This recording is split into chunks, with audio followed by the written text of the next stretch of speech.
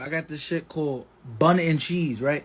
I heard if you eat this, some of you just turn mad Jamaican, so I'm about to see what this about. When I don't grimy, first thing on a ball line, and then end on a crocodile teeth, and everything done fuck out I need. 16 bun skin, but.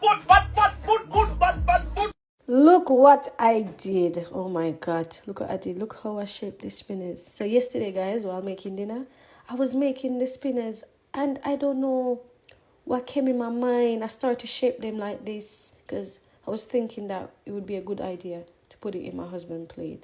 I don't know. I don't know. I just love foolishness. I love to have a laugh. So let's see his reaction. Here.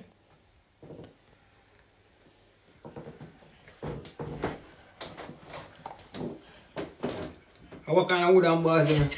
What is? What do you mean? What is? Just eat round it. Me not eat no round, not you. Me not eat no wooden and no balls. You what is this? It's not wooden balls. I want that. Just cut Take off this the one. cut off the head part.